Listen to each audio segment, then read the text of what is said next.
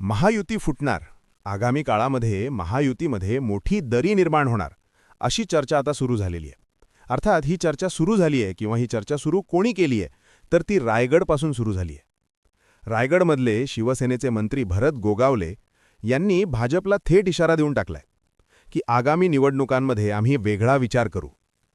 नेमकं हे सगळं प्रकरण काय आहे आणि शिवसेना आणि भाजप यांच्यामध्ये ही दरी का वाढत चालली आहे, काय कारणं आहेत, हे आपण बघणार आहोत या व्हिडिओमधनं. तुम्हाला व्हिडिओ आवडला लाईक करा, शेअर करा, चॅनल सबस्क्राईब करा आणि तुमच्या कमेंट या कमेंट बॉक्समध्ये नक्की टाका. मंडळी, काही ठिकाणी भाजप आणि एकनाथ शिंदेंची शिवसेना हे एकमेकांबरोबर जुळवून घेत आहेत हे आपण बघतोय. मागदी महापालिका निवडणुका असतील किंवा आत्ताच्या झालेल्या जिल्हा परिषदांच्या निवडणुका असतील, महापालिका निवडणुकांमध्ये तर आपण खूप ताणाताणी बघितलेली आहे. त्यातून विशेषतः शिवसेना आणि भाजपामध्ये म्हणजे अनेक ठिकाणी दोघंही स्वबळावर लढले, काही ठिकाणी तर शिवसेना राष्ट्रवादीबरोबर सुद्धा लढली आहे.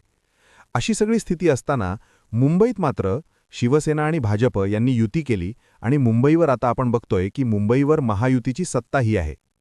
परंतु हे सगळं जरी एकीकडे चित्र असलं तरी महायुतीमध्ये सगळं काही अलबेल नाहीये. आणि त्यातून आता नुकतंच आपण बघितलं अजितदादांचं अपघाती निधन झालं. त्यानंतर तर एक खूप मोठी पोकळी त्या निमित्ताने महाराष्ट्राच्या राजकारणामध्ये निर्माण झाली. त्यातून याचा सगळ्यात जास्त दुःख जर म्हणाल तर ते देवेंद्र फडणवीसांना झालंय.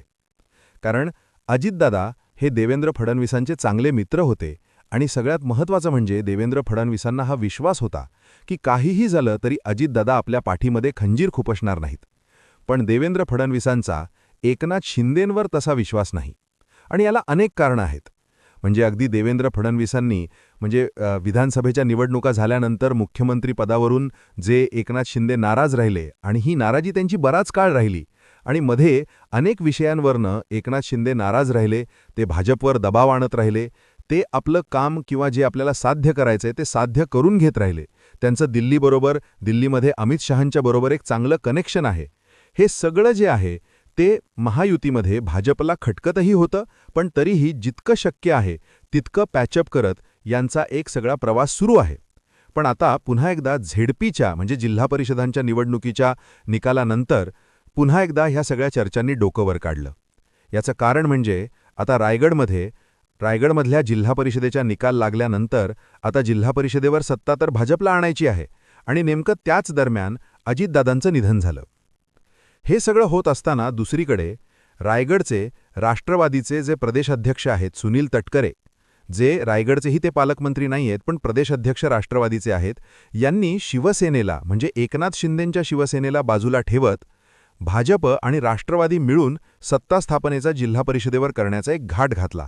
आणि हे जसं मंत्री भरत गोगावलेंच्या लक्षात यायला लागलं की याच्यामध्ये शिवसेनेला पूर्णतः बाजूला केलं जातंय, तसे मंत्री भरत गोगावले संतापले आणि त्यांनी आता नुकत्याच काल झालेल्या एका कार्यक्रमामध्ये भाजपला थेट इशारा दिलेला आहे. एक लक्षात घ्या, जो इशारा भरत गोगावले यांनी दिलाय आणि अगदी त्याचप्रमाणे सातारचे जे पालकमंत्री आहेत किंवा सातारचे देखील शिवसेनेचे जे मंत्री आहेत शंभूराज देसाई यांची भाषासुद्धा अत्यंत भाजपच्या विषयी टोकदार झालेली आहे आणि ती आपल्याला बघायला मिळतेय. शिवसेनेच्या मंत्र्यांची भाषा इतकी टोकदार का झाली आहे भाजपच्या बाबतीमध्ये, याला देखील फार महत्त्वाचं कारण आहे. तेही मी तुम्हाला सांगणार आहे आणि तेच कारण पुढच्या काळामध्ये जाऊन शिवसेना आणि भाजपमध्ये म्हणजे यांची जी काही आता महायुती म्हणून आहे याच्यातनं शिवसेना आणि भाजपमध्ये खूप मोठा ज्याला आपण म्हणतो गॅप, दरी ही निर्माण होऊ शकते, अशा पद्धतीची परिस्थिती आहे. आता याच्यामध्ये मंत्री भरत गोगावले जे आहेत ते काल बोलताना असं म्हणाले की खरं तर आपण सगळेजण महायुती म्हणून एकत्र लढलेलो आहोत, एकत्र आहोत. अशा वेळेला जेव्हा सत्ता स्थापनेची वेळ येते तेव्हा आपण एकत्र येऊन सत्ता स्थापन केली पाहिजे. परंतु रायगडमध्ये असं चित्र आहे की काही स्वतःला फार मोठे नेते समजणारी मंडळी हे शिवसेनेला बाजूला ठेवून भाजपबरोबर हातमिळवणी करून सत्ता स्थापनेचा डाव आखतायत. जर असं असेल तर यापुढच्या काळामध्ये येणाऱ्या विधान परिषदेच्या निवडणुका असतील, लोकसभेच्या निवडणुका असतील किंवा त्यानंतर होणाऱ्या निवडणुका आहेत, या निवडणुकांमध्ये शिवसेनेला वेगळा विचार करावा लागेल इतका थेट इशारा मंत्री भरत गोगावले यांनी भाजपला दिलेला आहे. अगदी सेम स्थिती ही सांगली आणि सातारा जिल्हा परिषदेच्या बाबतीमध्ये झालेली आपल्याला बघायला मिळतेय. तिथे सुद्धा शंभूराज देसाई आणि जयकुमार गोरे यांच्यामध्ये सुद्धा एक वाद निर्माण झाला आणि तेव्हा देखील शंभूराज देसाई जे बोललेले आहेत ते फार महत्त्वाचं आहे. शंभूराज देसाई म्हणाले की बापरे, जयकुमार गोऱ्यांच्याबद्दल मी काय वक्तव्य करणार, ते फार मोठे आणि महान नेते आहेत, मंत्री आहेत. म्हणजे त्यांची इतकी ताकद आहे की उद्या जर ते चिडले तर ते सातारचे पालकमंत्रीसुद्धा बदलू शकतात, असं टीका ही शंभूराज देसाईंनी केलेली आहे. म्हणजे आता हळूहळू शिवसेनेचे जे मंत्री आहेत ते भाजपच्या नेत्यांविषयी, भाजपच्या मंत्र्यांबद्दल बोलताना थेट टोकदार भाषा वापरताना आपल्याला बघायला मिळत आहेत. आता तोच किस्सा सगळा रायगडमध्ये घडत होता आणि शंभूराज त्याला मंत्री भरत गोगावले यांनी जोरदार टीका केल्यानंतर भाजपच्या वरिष्ठ नेत्यांकडनं अशा पद्धतीने राष्ट्रवादी आणि भाजप एकत्र येऊन ज्या सत्ता स्थापनेच्या हालचाली रायगडमध्ये होत होत्या त्याला तुर्तास थांबायला सांगितलेलं आहे. शिवसेनेला अशा पद्धतीने आपल्याला डावलून चालणार नाही, तूर्त या अशा घडामोडी थांबवा असा इशारा सुनील तटकरे यांना भाजपच्या वरिष्ठांनी दिलेला आहे असं समजतंय. म्हणजे एक लक्षात घ्या, भाजप एक पाऊल का येईना पण बॅकफूटवर गेलेला आहे. याला खूप मोठं कारण आहे. कारण भाजपला हे लक्षात आलेलं आहे की जिल्हा परिषदांवर जर का आपल्याला सत्ता मिळवायची आहे तर आपल्याला शिवसेनेची साथ सोडून चालणार नाही. कारण अनेक ठिकाणी शिवसेनेनी, म्हणजे तुम्ही जर का महाराष्ट्रामध्ये आत्ता झालेल्या स्थानिक स्वराज्य संस्थांच्या निवडणुकांचा निकाल जर बघितलात तर शिवसेनेची कामगिरी ही उंचावलेली आहे. जरी एक नंबरचा पक्ष भाजप असला तरी दुसऱ्या नंबरवर शिवसेना आहे. त्यामुळे शिवसेनेला डावलून आपण कुठेही सत्ता स्थापन करू शकत नाही. जर तसं करण्याचा प्रयत्न केला तर आगामी काळामध्ये त्याचा मोठा फटका हा आपल्याला बसू शकतो, याची पूर्ण खात्री भाजपला आलेली आहे. आणि म्हणूनच तुम्ही बघा की मुंबईसारख्या मुंबई महापालिकेवर भाजपनी सत्ता आणली, महायुती म्हणून ती सत्ता आली, तिथेही शिवसेना त्यांच्याबरोबर निवडणुकीपासून होती. आता शिवसेना आणि भाजपची सत्ता ही मुंबई महापालिकेवर आहे. मुंबईमध्ये शिवसेनेला फार आपला प्रभाव दाखवता आला नाही. 29 फक्त नगरसेवक एकनाथ शिंदेंच्या शिवसेनेचे निवडून आले. असं जरी असलं तरी महाराष्ट्रातल्या शिवसेनेचा जो परफॉर्मन्स आहे तो भाजपला कानाडोळा करता येण्यासारखा नाही. याचं कारण भाजप एक नंबरवर जरी असलं तरी स्ट्राईक रेटमध्ये शिवसेना अनेक ठिकाणी भाजपच्या पुढे आहे. आणि हे सगळं शिवसेनेनी, एकनाथ शिंदेंनी सगळं महाराष्ट्र पिंजून काढत हे सगळं यश मिळवलेलं आहे. आणि त्यामुळे हीच तर खरी भाजपची डोकेदुखी आहे आता. म्हणजे भाजपचा जर का खऱ्या अर्थाने शत्रू जर कोण असेल तर ती एकनाथ शिंदेंची शिवसेना आहे. पण एकनाथ शिंदेंच्या शिवसेनेला आता कुठल्याही परिस्थितीमध्ये भाजपला दुखावता येत नाही. आणि त्याचं अगदी ताजं उदाहरण जसं मी आता रायगडचं सांगतोय तसं मुंबई महापालिकेमध्ये सुद्धा घडतंय.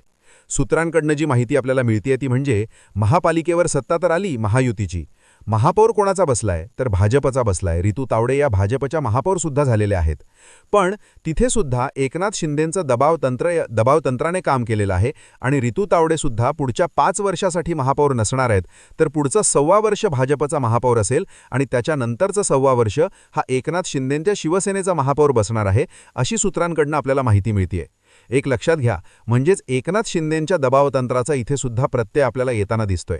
आणि नुसतं महापौर पदाच्या बाबतीत नाही, जी विभाग आहेत, म्हणजे आता जसं आपण म्हणतो स्थायी समिती आहे, बस आहे, शिक्षण समिती आहे, सुधार समिती आहे, याच्यामध्ये सुद्धा आता जसं स्थायी समितीवर भाजपचा आहे, त्याच्यानंतर शिक्षण समिती, सुधार समितीवर भाजपचा अध्यक्ष आहे, ते सुद्धा अदलाबदली होणार आहेत अशी सूत्रांची माहिती आहे. याचाच अर्थ शिवसेनेनी, एकनाथ शिंदेंनी आपला जो प्रभाव आहे महाराष्ट्रामध्ये, ज्या पद्धतीने एकनाथ शिंदेंनी निवडणुका लढवल्यात, त्याचे जे निकाल आणलेले आहेत हे निकाल भाजपला विचारात टाकणारे आहेत. आणि त्यामुळे आता एकनाथ शिंदेंच्या शिवसेनेला फार दुखावून चालणार नाही. कारण तिकडे नवी मुंबईमध्ये गणेश नाईक सातत्याने एकनाथ शिंदेंना डिवचण्याचं काम करतायत. पण आपल्याला असंही समजते की गणेश नाईकांना सुद्धा या बाबतीमध्ये सांगण्यात आलेलं आहे की याचा अतिरेक होऊ देऊ नका. कारण आत्ता कोणत्याही परिस्थितीमध्ये एकनाथ शिंदेंना दुखावणं हे भाजपला परवडणारं नाही. 2029 जसं जवळ येईल तसं आपण नेमकं काय करायचं, तशी तेव्हाची दिशा काय असेल, तेव्हाची परिस्थिती काय असेल, ते सगळं बघून निर्णय घेता येतील.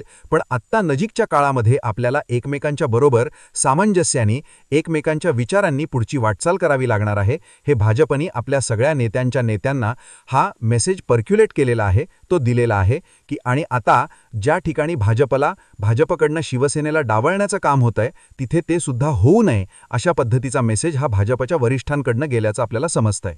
थोडक्यात सांगायचा विषय असा आहे की रायगडपासून जे मंत्री भरत गोगावले बोललेले आहेत तो भाजपला त्यांनी थेट इशारा दिलाय की अजूनही तुम्ही महायुती म्हणून आपण सगळे एकत्र येऊयात, एकत्र सत्ता स्थापन करूयात. पण तुम्ही शिवसेनेला जर दूर ठेवण्याचा प्रयत्न केला तर आगामी काळात आम्हाला आमचा वेगळा विचार करावा लागेल. एक लक्षात घ्या, भरत गोगावले जेव्हा असं बोलतात तेव्हा ते भरत गोगावले बोलत नसतात,